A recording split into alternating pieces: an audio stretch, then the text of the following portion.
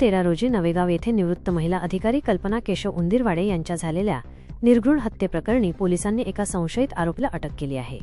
कल्पना उंदीरवाडे वय 64 वर्षे यांचे त्यांच्याच राहत्या घरी अज्ञात व्यक्तीने धारदार शस्त्राने वार करून खून केला होता। या घटनेमुळे परिसरात एकच खळबळ उडाली होती।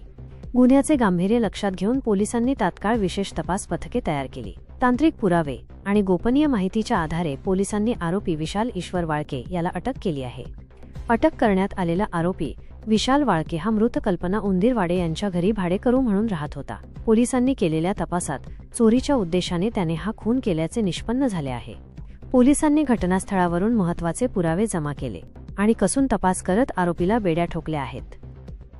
13/4/2025 रोजी दुपारी 2 वाजताच्या सुमारास सुयोगनगर हद्दीमध्ये एक सेवानिवृत्त महिला अधिकारी ज्यांचे नाव कल्पना केशव उंदीरवाडे होतं, वय 64 वर्ष, त्यांचे कोणतेही अज्ञात इसमाने अज्ञात कारणाने शस्त्राचे मारून त्यांना जीवेठार मारण्यात आला होता आणि सदर गुन्ह्याचे गंभीरता बघून वरिष्ठ अधिकाऱ्यांनी घटनास्थळाला भेट दिली आणि मागचे 4 दिवसामध्ये कंटिन्युअस वेगवेगळा पथक तयार करून तपास करून फक्त कोणतेही पुरावा नसताना आणि कोणतेही लीड्स नसताना तांत्रिक पुराव्याच्या आधारावर आणि गोपनीय माहितीच्या आधारावर आज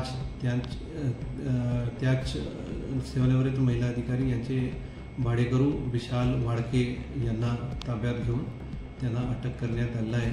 त्यांचे सखोल विचारपूसमध्ये त्यांनी गुन्हा केल्याचे निष्पन्न झालेला आहे आणि त्यांचेवर झालेल्या कर्जामुळे आणि उसनवारीचे पैसे परत करण्याचे उद्देशाने आणि चोरी करण्याच्या उद्देशाने त्यांनी ते सेवानिवृत्त महिला अधिकारी यांना जीवेठार मारले आणि त्यांचे शरीरावर असले 3 सोन्याचे दागिने चोरून नेले होते आणि तेच पैशाने त्यांनी त्यांचे कर्ज परतफेड करण्याचे प्रयत्न केले आणि अत्यंत चांगल्या पद्धतीने ते मागच्या 4 दिवसामध्ये तपास करून गडचिरोली पोलीस दल, स्थानिक गुन्हे शाखा आणि गडचिरोली पोलीस स्टेशनचे अधिकारी आणि कर्मचारी यांना हे गुन्हा उघडकीस आणलेला आहे।